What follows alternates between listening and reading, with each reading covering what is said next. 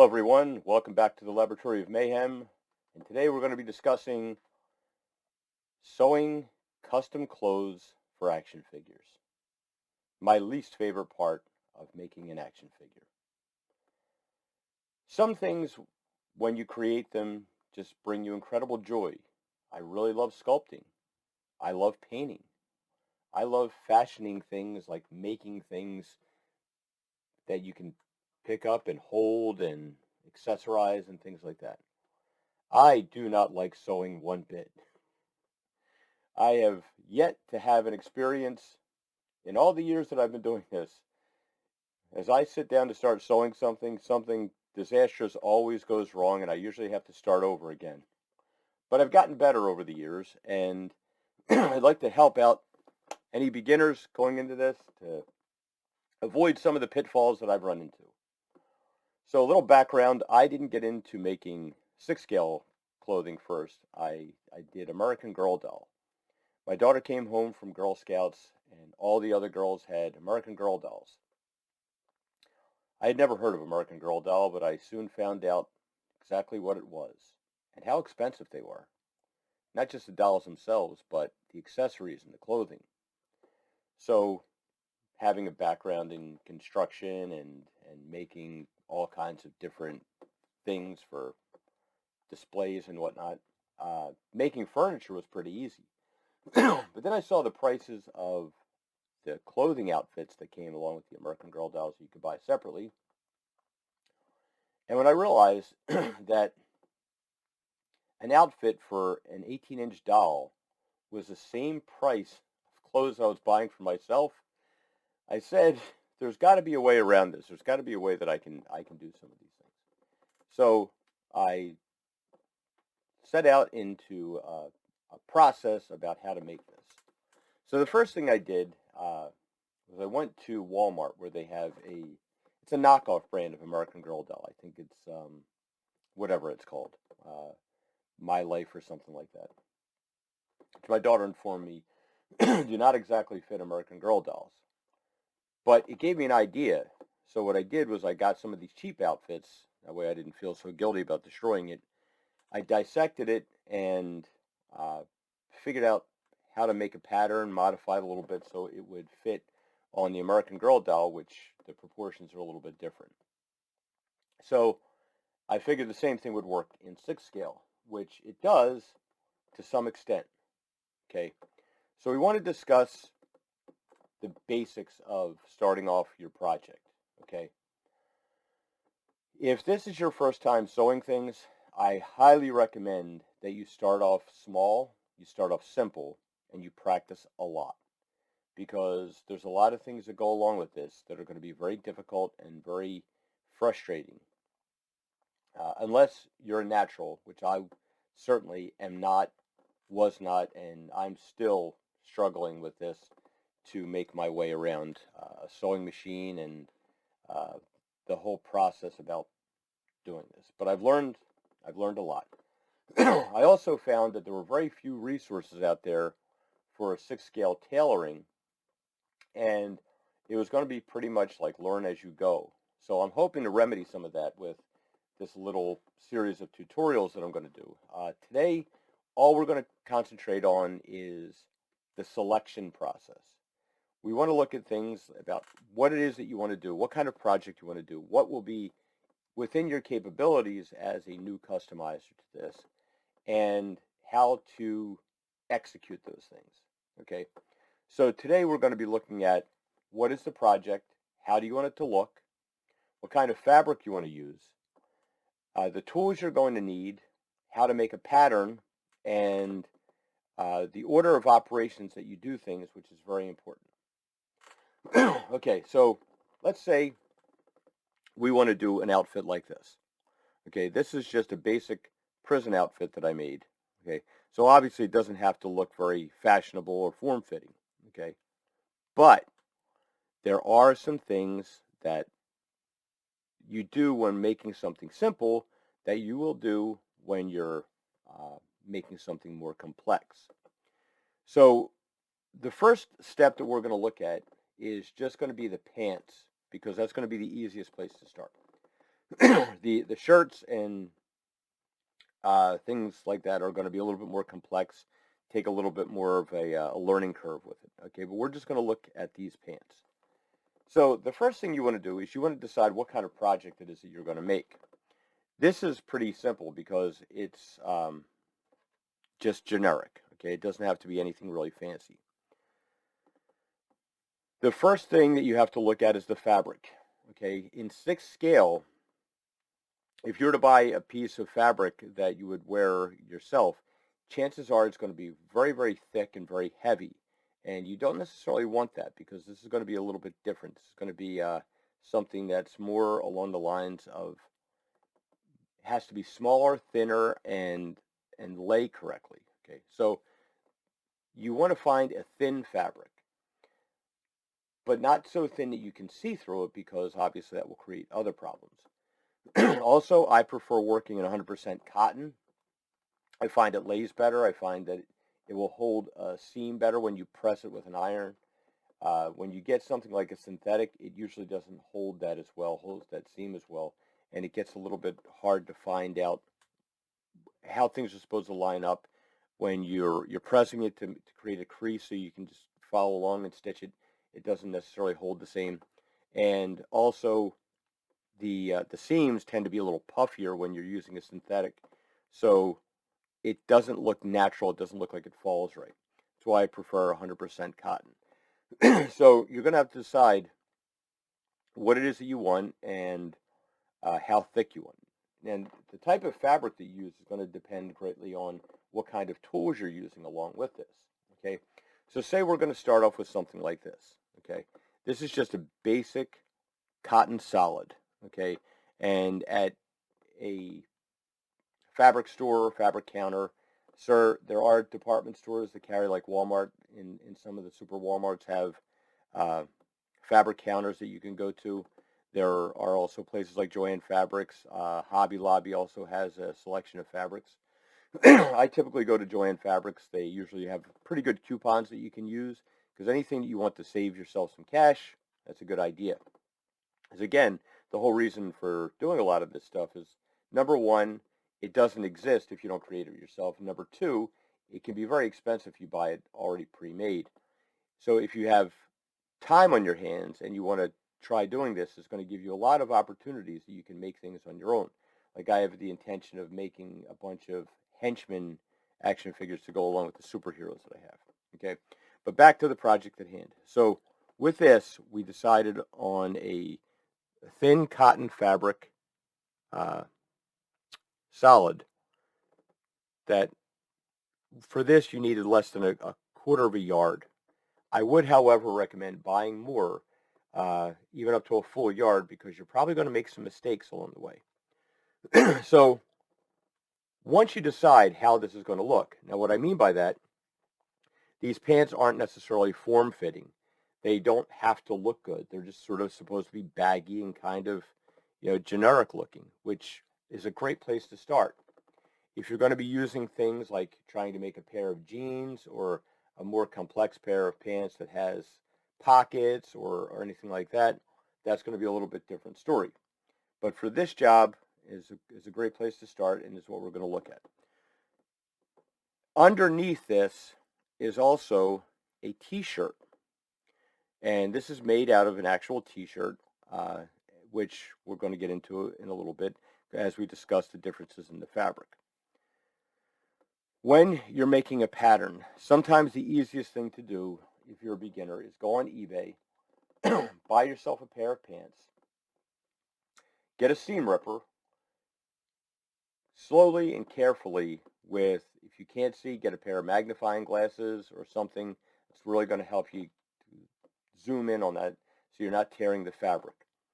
You go in and you cut out all the thread in the seams, take it apart, and then keep an eye on things. Okay, so it's going to give you some idea about the process in which these things were put together. As you're taking it apart, you're going to notice you're basically reverse engineering it. So the things that are folded and sewn last in the piece that you're looking at will be the first things that you are undoing. Okay, and you'll see how they lay on the top. you'll flip a pair of pants inside out, and you'll see what is folded on top of the other, and that will be the last part that was sewn.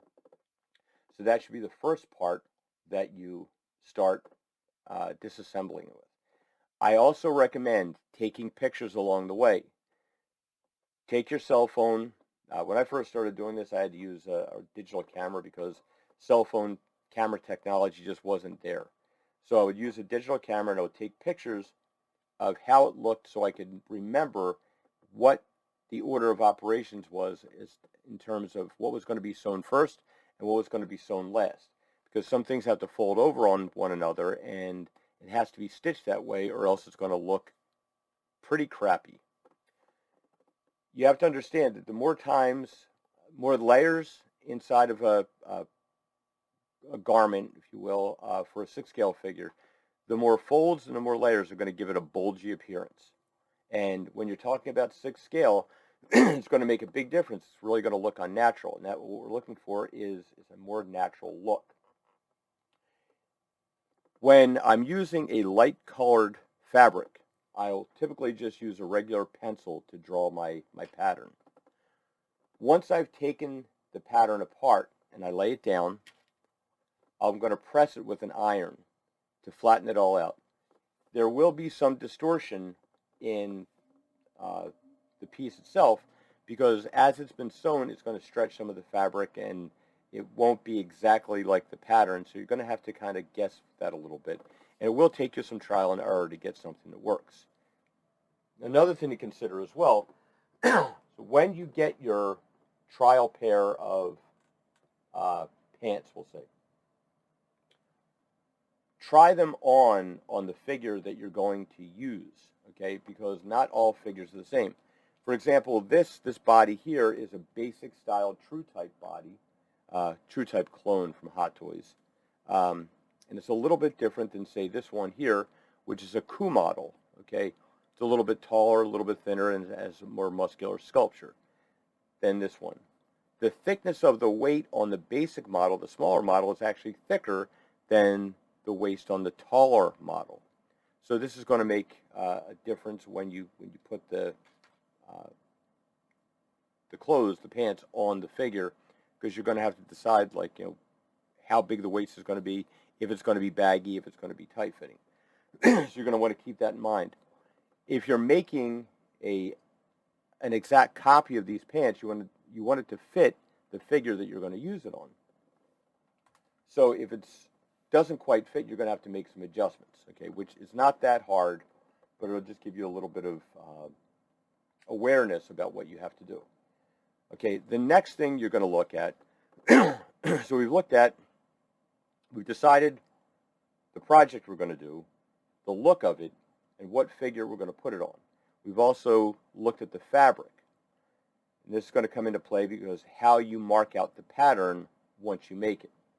So we've taken our pair of pants that we bought, we dissected them, we've taken them apart, we've pressed them so now they're sitting flat.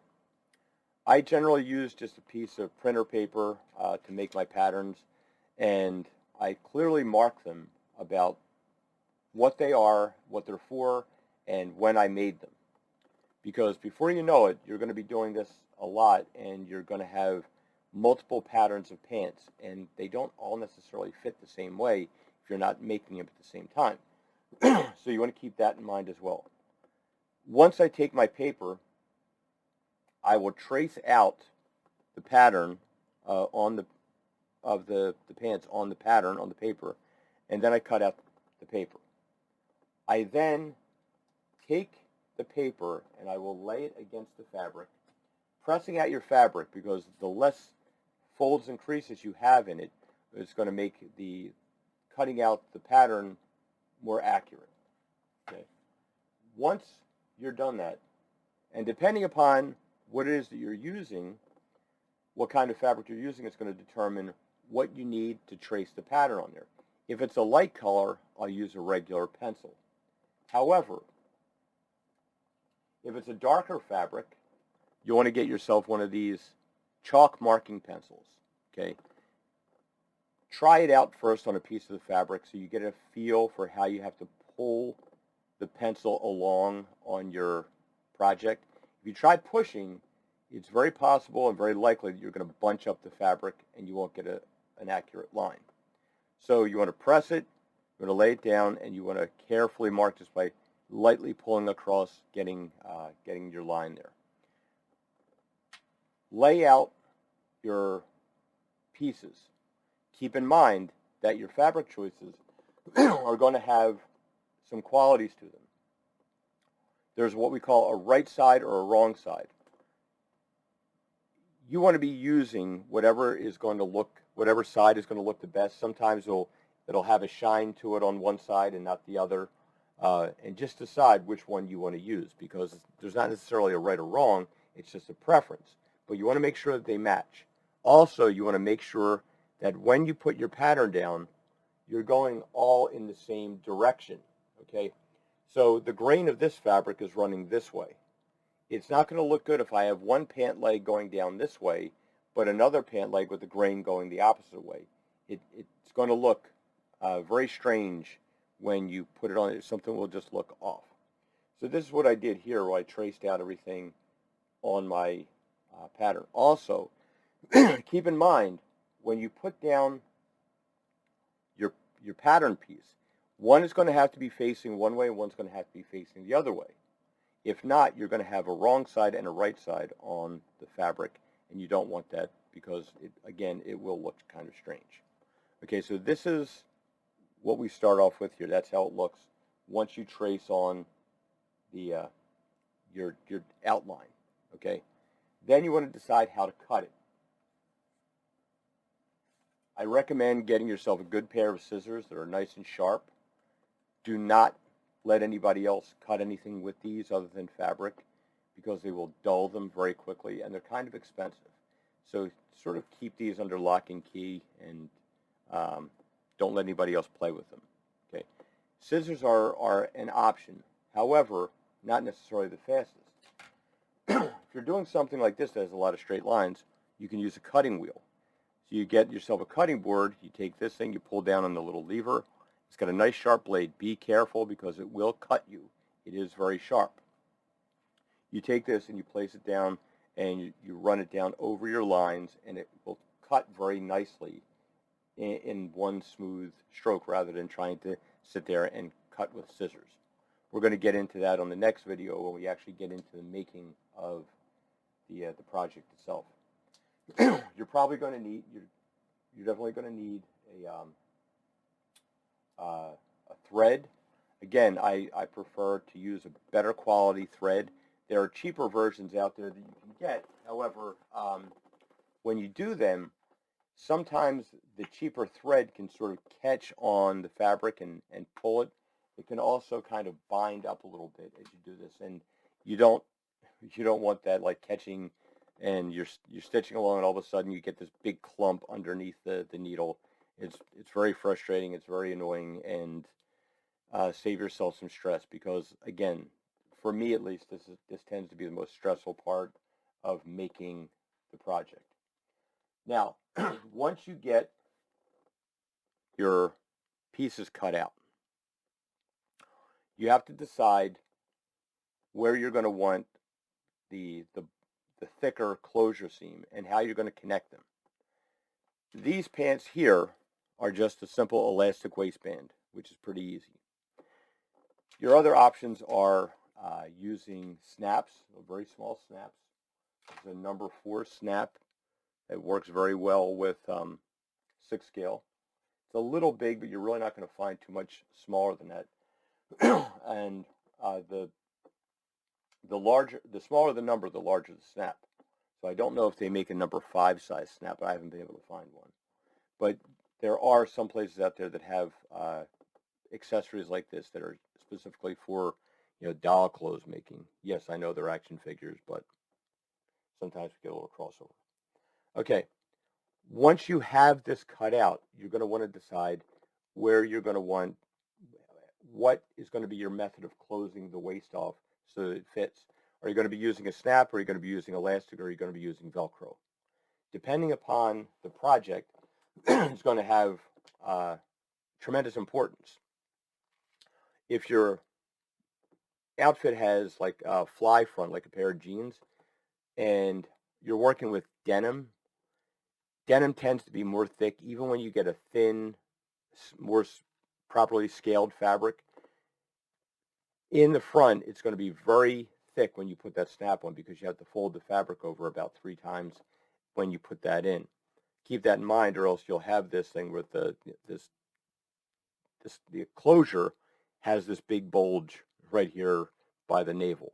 Okay, keep it in mind because if you don't want it, you're going to have to change that. The next thing you want to look at is if you're in this, we're doing elastic, so that determines where we start off with. Now, with this pair, I started with the back seam first, okay? And that means it's going to close in the front. If I wanted the pants to close in the back, I'm going to have to start in the front part of the seam to make it go there, okay? Another thing you want to look at is keep an eye on this part here. This goes to the back, okay, into the seat. And you want to make sure that when you stitch this, you're trying to stay as close to the edge of the fabric as possible. Once you get it done, you can trim it a little bit, but that's going to be helpful to you. Now, you would think that from this point, you would just sew the pants together and be done with it. Not a good idea, okay? I want to take this and I want to place it around here like this. Then I'm going to take the other ones and I will pin it. Now, when you're using a straight pin, find yourself something that is thin as possible. You can get these little guys. It's pretty cheap, but try to find them as thin as possible because it's going to play a major role when you do this because, again, your fabric is meant to look like it's 6 scale. So if you punch holes into the fabric and then you're taking close-up pictures, it will show up.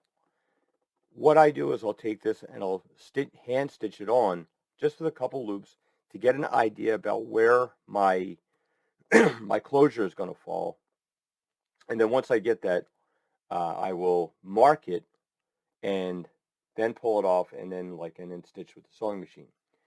But if the waist is too large and you sew right to the edge, the pants are going to be very baggy. And even if you put a belt on the figure, it's going to cinch. And again, that's where we're going to get into this part where the fabric bunches up and it looks very unnatural and it doesn't lay right. So you want to keep those things in mind as you're doing this. Okay, so those are some of the tools that you're looking at. Sewing machine doesn't have to be anything fancy. You can hand stitch. I'm not very good at hand stitching. There's lots of techniques and things you can use if you are hand stitching. Not my preference, so I'd much rather use the machine. The machine itself is actually, it's got a pretty quick learning curve. I mean, it's not tremendously fast, but like just give yourself like a few weeks on it and you'll start to pick up pretty quickly.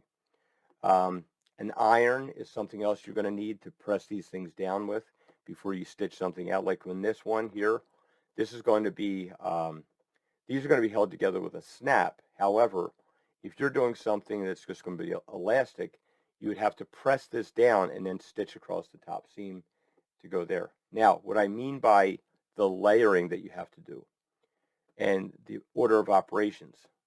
So as I stitch the middle seat seam here, once I put this in and I'm going to be stitching together the inseam of the leg, I want this seam here to fold over and go in the same direction that the fly would have on the pants.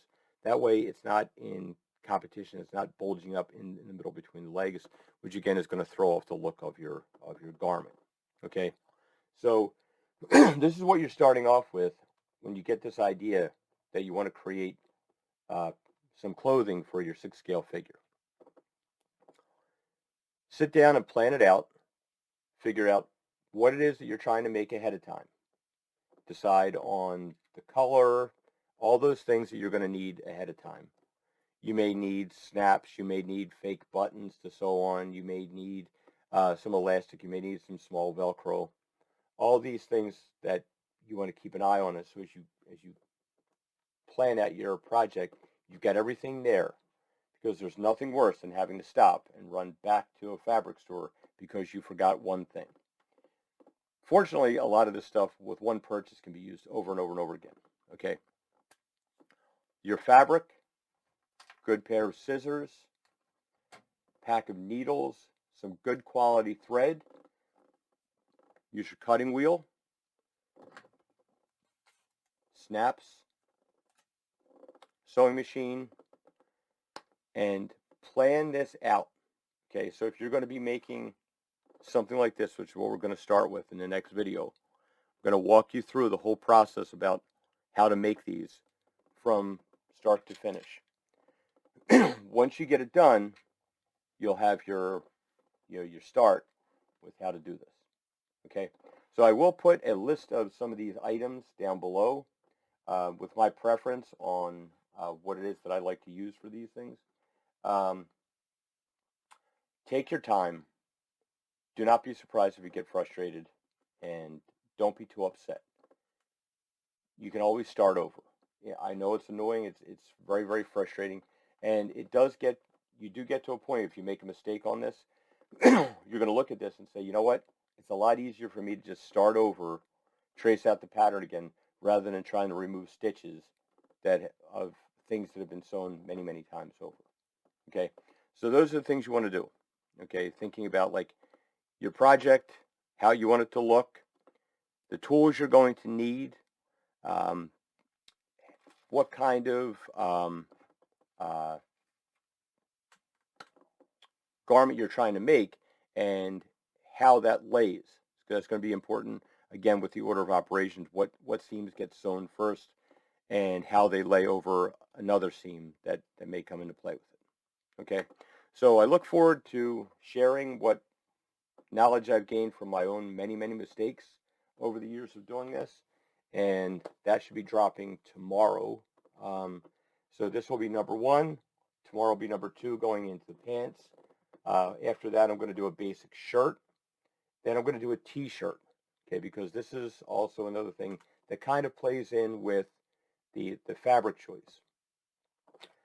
As we stated, you can use the garment pencil here for a dark fabric or a lighter color pencil here. However, if you're using something like a t-shirt material, which is very stretchy, you try using that pencil, it's going to pull on it, and it's going to be really, really difficult. What I tend to use on that is a marker. There are fabric marking pencils. I usually don't bother with that because most of the time you're not going to be washing 6-scale action figure clothes. They are what they are. So it's just as easy when you're cutting out the fabric to cut out on the inside of the line so you don't get any marker or bleed over going into the fabric. That's easy enough to deal with. But I will use a general a Sharpie for a lighter color fabric, or a white paint marker if I'm doing a darker colored fabric on a t-shirt or similarly stretchy material. Okay, so that's your shopping list for what it is you want to do in getting this thing set up. Plan your project out, assemble your tools, lay everything out. Before you start, make sure you press the fabric down to eliminate as many creases as you can. Keep your surface area clean. A lot of times I will have to use like the kitchen table to sew on because the sewing machine will shake around a little bit. It's not on a steady surface. So I would sometimes use the kitchen table to do it. Make sure that your son didn't walk by and sit down and have himself a nice plate full of waffles and drip syrup on the table, and you find that out too late after you get this down. You pick it up and you've got this big glob of syrup or oil or something marking the thing that you just spent an hour creating. So planning ahead will do a great service for you. Okay, so that's basically it for your beginning phase. This is to look at your tools and the materials you're going to need and how to make those decisions. Okay, thanks for watching, and make sure you check up on the next one if you want to see the whole process from start to finish about how to make this basic pair of 1/6 scale pants. Thank you.